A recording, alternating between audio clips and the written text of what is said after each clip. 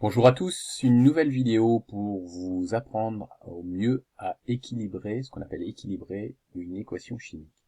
Donc on est dedans en ce moment, là, sur les transformations chimiques. Vous avez le bilan, alors vous voyez, là il y a 4 exemples, je vais travailler dessus. Vous avez donc une transformation chimique avec un bilan qui fait que le dihydrogène réagit avec le dioxygène pour former de l'eau. C'est une synthèse possible de l'eau. D'ailleurs, c'est un bilan que l'on retrouve pour une voiture qui fonctionnait avec une pile à combustible et qui rejetait donc de l'eau. Alors vous allez me dire pourquoi on ne la fait pas cette voiture. Ça, c'est une autre question.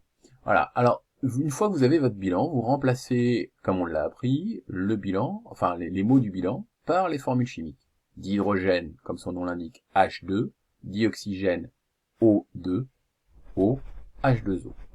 Vous voyez que la conservation des atomes n'est pas vérifiée. 2 atomes d'hydrogène ici, 2 atomes d'oxygène ici, donc du côté des réactifs, on a ça. Par contre, on n'a plus qu'un atome d'oxygène du côté des produits. Donc il va falloir équilibrer. Donc quelle est la stratégie à faire? Je regarde, j'ai 2 atomes d'hydrogène ici, j'en ai 2 là. Là c'est parfait, il n'y a pas de souci. Ah, là j'ai 2 atomes d'oxygène du côté des réactifs. Donc spontanément, moi ici, j'ai envie de mettre un coefficient 2. Pourquoi? De manière à avoir 2 atomes d'oxygène à gauche, et 2 fois la molécule d'eau, ça va me faire 2 atomes d'oxygène présents au total du côté des produits. De ce fait, si vous intervenez avec ce coefficient, du coup ça me fait 4 atomes d'hydrogène du côté des produits. Eh bien rien ne m'empêche de mettre donc un coefficient 2 ici. Et là j'ai atteint l'équilibre. 4 atomes d'hydrogène à gauche, 4 à droite, 2 atomes d'oxygène à gauche, 2 à droite. J'ai fait le travail, c'est parfait.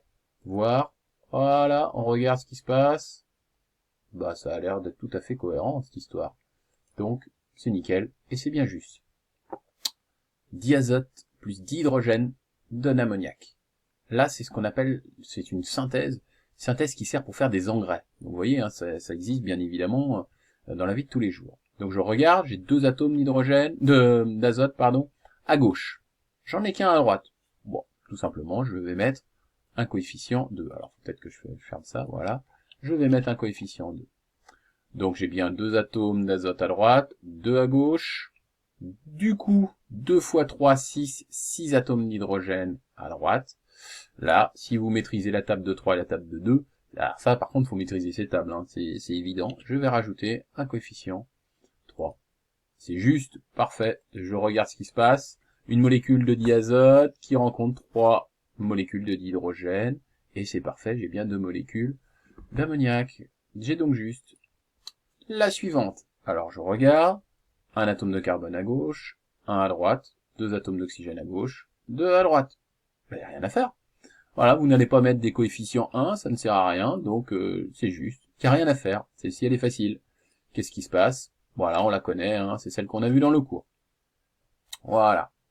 Un peu plus compliqué. Lorsque vous faites donc brûler du carbone avec du dioxygène, mais avec un manque de dioxygène, vous pouvez obtenir du monoxyde de carbone. Donc on regarde, un atome de carbone à gauche, un à droite, 2 atomes d'oxygène à gauche, un à droite. Là ça ne va pas, donc spontanément j'ai envie de mettre un coefficient 2 ici. De manière à avoir 2 atomes d'oxygène du côté des produits, j'en ai bien 2 atomes d'oxygène du côté des réactifs, c'est parfait. Mais comme je suis intervenu avec un coefficient, ça a changé la donne pour les carbones, j'en ai dorénavant 2 du côté des produits, je vais rajouter un coefficient 2 ici, et je vérifie, et c'est juste. Voilà, je peux regarder ce qui se passe, regardez, 2 atomes de carbone qui rencontrent une molécule de dioxygène, et ça me fait bien 2 molécules de monoxyde de carbone, j'ai respecté la conservation des atomes. Ces 4 exemples sont assez révélateurs de tout ce que l'on peut rencontrer. Bien évidemment, il y en a des beaucoup plus compliqués. Vous pouvez avoir 3 réactifs, 4 réactifs, 2 produits, 3 produits. Quand on rajoute le nombre de produits, c'est compliqué. Et ça, c'est super important. Pourquoi? Parce qu'au lycée, vous en aurez besoin. Si vous vous plantez sur les coefficients, tous les problèmes que vous ferez en chimie au lycée, eh bien, seront faux. Donc voilà, c'est la base. Il va vraiment falloir s'accrocher sur ça. Je compte sur vous en ce moment précis de l'année. Allez, réfléchissez bien et je suis à votre dispo toujours.